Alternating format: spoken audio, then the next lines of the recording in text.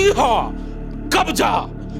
हम आज उस कब्जे की चर्चा करने जा रहे हैं जिसकी चर्चा बोकारो स्टील सिटी में कभी नहीं हुई थी। जी हाँ, बोकारो स्टील सिटी में हमेशा अखबार और टेलीविजन आपको क्वार्टर कब्जा की कहानी सुनाती है, लेकिन आज पहली बार हम आपको जमीन कब्जा की कहानी सुनाने जा रहे हैं। कब्जा, सारे शहर पे कब्जा, कब्जा, कब्जा, हर धंधे पे तेरा कब्जा। जी हाँ, कब्जा पार्ट 2, क्योंकि पार्ट 1 में हम लोगों ने आपको दिखाया कि बोकारो स्टील सिटी के कई क्वार्टरों पर किस तरह है कब्जा, लेकिन आज हम आपको बताने जा रहे हैं कि कब्जा केवल क्वार्टरों पे नहीं है, बीएसएल के जमीनों पे भी है कब्जा।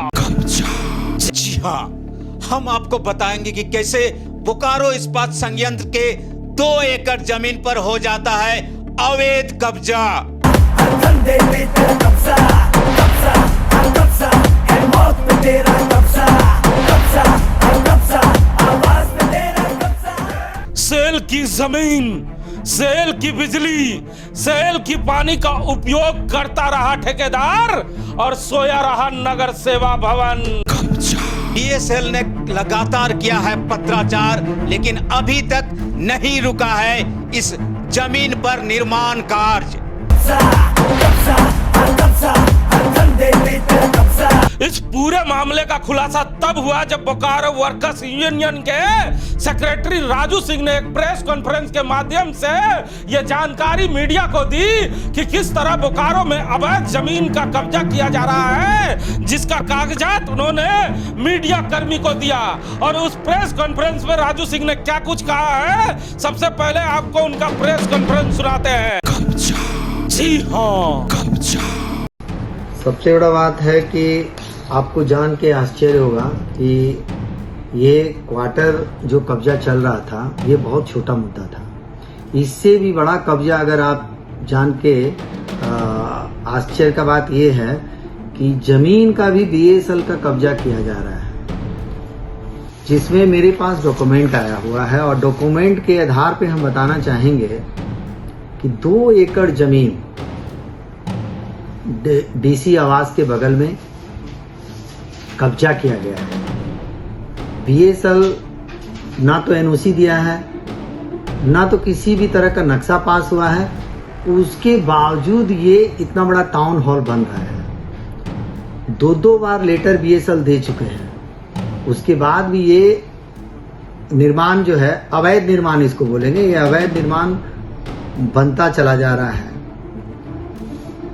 आप देखिएगा कि बीएसएल में अगर सुनने में आए दिन आपको देखने को और सुनने को मिलता होगा, छोटा छोटा जो क्वार्टर है, दुकान है, कोई अगर ये लगा दिया, कोई थोड़ा सा घेर लिया, साज सज्जा सजावट कर लिया, तो उसको भी देखिएगा अंग्रेज के तरह 1 टेकर 2-2, 3-3 टेकर गाड़ी पुलिस लेकर के उसको गिरा दिया जाता है, तोड़ दिया जाता है। यहाँ तो 2-2 एकड़ जमीन को कब्जा किया जा रहा है। और ये नगर प्रशासन के द्वारा क्या कार्रवाई होती है, सिर्फ सिर्फ मात्र एक चिट्ठी दिया जाता है कि आप इसको जो बना रहे हैं इसको बंद किया जाए। बड़ा प्रेम से लिखा जाता है। 2 बार 3 बार हम पोपली सर से बात किए इस विषय पे, तो पोपली सर ने बताया कि इस विषय पे हम लोग लेटर दिए हैं डीसी साहब को, और अब हम क्या कर सकते हैं। हम सर से यही निवेदन करेंगे, पोपली सर से रिक्वेस्ट करेंगे कि सर जिस तरह आप दुकान का अतिक्रमण हटाते हैं, झोपड़ी झुग्गी का, छोटे छोटे झोपड़ी झुग्गी का अतिक्रमण हटाते हैं, सर ये तो बहुत बड़ा मामला है। 2 एकड़ जमीन बिना आपके एनओसी का, बिना आपके परमिशन का किया जा रहा है, और वो चीज आप हम लोग से पूछते हैं कि हम लोग क्या करें। हम यही चीज ये पोपली सर से एक रिक्वेस्ट करना चाहेंगे कि सर जो नियमतः कार्रवाई है, उसके बाद एफआईआर होता है या जो भी आपके मतलब लीगली जो होता है वो आप कीजिए, लेकिन इलीगली काम मत होने दीजिए। इस विषय को लेकर आपने किन्हें किन्हें पत्राचार किया है? हम इस विषय में लेकर के पोपली सर को किए हैं, और फिर उसके बाद ये माननीय प्राइम मिनिस्टर सर को किए हैं, फिर स्टील मिनिस्टर को भी किए हैं, चेयरमैन सर को किए हैं, और सीबीसी को भी हम दिए हैं, फिर डायरेक्टर इंचार्ज सर से भी किए हैं, सीबीओ सर से भी हम ये दिए हैं, कंप्लेन किए हैं कि इसे अविलंब से अविलंब जल्दी से जल्दी इसको रोका जाइए, अवैध कब्जा। और ये मैसेज जो है गलत जा रहा है। सुना ना आपने, ये राजू सिंह हैं, ये जब से यूनियन के सेक्रेटरी बन के आए हैं लगातार नए नए मुद्दे को उठा रहे हैं और बोकारो स्टील सिटी में रहने वाले लोगों को चौंका रहे हैं। पहले क्वार्टर कब्जा की कहानी हम लोगों ने दिखाया था, जिसका भी प्रेस कॉन्फ्रेंस राजू सिंह ने ही किया था, और आज जमीन कब्जा की जो कहानी है ये राजू सिंह ने ही बताई है पूरे शहर को। हमारे साथ राम नारायण शर्मा है। ये सिंह साहब क्या कर रहे हैं? हर रोज नया एक खुलासा कर रहे हैं। जी बिल्कुल हिमांशु जी, जब से ये बोकारो स्टील वर्कर्स यूनियन के सेक्रेटरी बने हैं, ददई दुबे से जुड़ा हुआ ये यूनियन है, और उसके बाद लगातार एक के बाद एक कई बड़े खुलासे कर रहे हैं। और एक बार फिर उन्होंने एक बड़ा खुलासा कर पूरे शहर को चौंका दिया है। और इनके खुलासे की सुर्खियां आप देखेंगे कि कल की सभी अखबारों में ये सुर्खियां छपी हुई है, और जिसके माध्यम से इन्होंने बताने का प्रयास किया कि बोकारो इस्पात संयंत्र का जो जमीन है उस पर किस तरह जुडको द्वारा निर्माण कार्य कराया जा रहा है, लगभग 2 एकड़ जमीन पर, जिस पर अभी तक किसी तरह का एनओसी नहीं लिया गया है, इनका साफ साफ कहना है।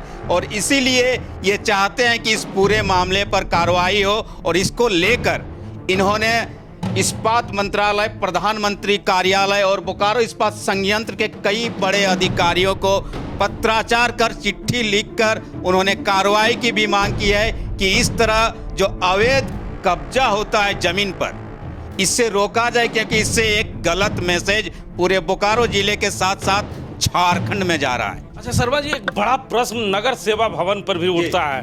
केवल पत्राचार कर कर आप शांत बैठ जाते हैं, लेकिन यही बोकारो स्टील सिटी में अगर कोई मजदूर, कोई गरीब आदमी ठेला तक लगाने जाता है तो इनके जो सिक्योरिटी गार्ड हैं वो वहां पहुंच जाते हैं, उनके दुकान को लट देते हैं। तो इतना बड़ा भवन का निर्माण होता रहा, कहाँ है इनके सिक्योरिटी गार्ड, कहाँ है इनके वो अधिकारी? अगर बिजली वो जला रहे हैं तो वो बिजली वाले अधिकारी कहाँ हैं? क्यों नहीं उस जगह पर पहुंचते? नहीं हिमांशु जी, इस पूरे मामले की खुलासा ही बिजली को लेकर ही हुआ है कि जब जिला प्रशासन 11 केवीए के जो पोल खंबे लगे हुए उसको लेकर बोकारो इस्पात प्रबंधन को, टीए डिपार्टमेंट को और बिजली विभाग को, बोकारो इस्पात संयंत्र को एक चिट्ठी लिखता है कि इन खंभों को यहाँ से हटाया जाए। उसके बाद इस पूरे मामले का खुलासा होता है और बोकारो इस्पात प्रबंधन के नगर सेवा भवन के सीजीएम की तरफ से एक लेटर जिला प्रशासन को लिखा जाता है, जिसमें साफ कहा जाता है कि आप जिस जमीन की बात कर रहे हैं उस जमीन पर अभी तक बोकारो इस्पात संयंत्र ने कोई क्लियरेंस नहीं दिया है, इसीलिए हम खंभे नहीं हटा सकते। और उसके बाद ही ये पूरे मामले का खुलासा हुआ, जिसकी आप देखें कि राजू सिंह ने पूरे प्रेस कॉन्फ्रेंस कर जानकारी भी उपलब्ध कराई है मीडिया वालों को। अब क्या लगता है आपको, ये मामला कहीं राजनीतिक रंग तो नहीं ले लेगा? नहीं, मामला राजनीतिक रंग मुझे लगता है कि जरूर लेगा, क्योंकि इस तरह के मामले अक्सर देखे नहीं जाते हैं कि आप सरकार के करोड़ों रुपए लगा दे रहे हैं। सरकार अच्छी योजना देती है, क्योंकि आप जानते हैं कि बोकारो क्या ये जो टाउन हॉल बनेगा या जो भी बनेगा उसमें जो भी चीज़ें होंगी उसमें आपके हमारे यहाँ के 5 विधायक के साथ साथ 2 सांसद और पूरे आला अधिकारी, जिला परिषद के मेंबर वहाँ बैठेंगे। इसको देखकर सरकार ने करोड़ों रुपए दिए आपके इस बिल्डिंग को बनाने के लिए, लेकिन करोड़ों रुपए ऐसे ही अवैध जमीन पर अगर आप लगा देंगे तो राजनीति तो होगी। और मुझे लगता है कि विपक्षी दल के अलावा खुद सरकार से जुड़ी हुई पार्टियां इस मामले में विरोध करेंगी। अच्छा, विस्थापित भी अक्सर ये आवाज उठाते रहते हैं कि हमारा जमीन वापस कर दे। उनका जमीन तो वापस नहीं होता, ऐसे अवैध निर्माण कराए जा रहे हैं। तो क्या लगता है कि अब विस्थापितों के तरफ से भी कोई आवाज उठ सकती है? नहीं, विस्थापितों ने हमेशा इस तरह की आवाज़ उठाई कि हमसे जिस गजट के सहारे जमीन लिया गया, भारत सरकार का जो राजपत्र उस दौरान विस्थापितों को दिया गया था, उस पर जो नियम है, सिद्धांत है, उसका कहीं पालन नहीं हो रहा है। और उसके बाद अब देखिए कि उन्होंने जो भी आरोप लगाया, लोग अक्सर कहते हैं कि विस्थापित लोग ऐसे ही बात करते हैं, लेकिन अब सब कुछ सामने आ रहा है तो अब विस्थापित भी एक बार फिर मुझे लगता है कि उनके नेतागण भी सामने आएंगे और वे ये बताने का प्रयास करेंगे कि विस्थापित ऐसे ही आरोप नहीं लगाते हैं। एक बड़ी जमीन की लूट का खेल बोकारो इस्पात संयंत्र के इलाके में चल रहा है। तो सुना ना आपने, बीएसएल करता रह गया पत्राचार और होता रहा निर्माण। राजू सिंह ने इस मामले का खुलासा कर बोकारो की राजनीति में हलचल मचा दी है कि ये अवैध निर्माण है और उसके पूरे कागजात राजू सिंह ने पेश किया है मीडिया के सामने। अब देखने की बात होगी कि आगे सरकार क्या फैसला लेती है और बीएसएल इस पे क्या पहल करती है। कैमरामैन भोला के साथ स्टूडियो। कब्जा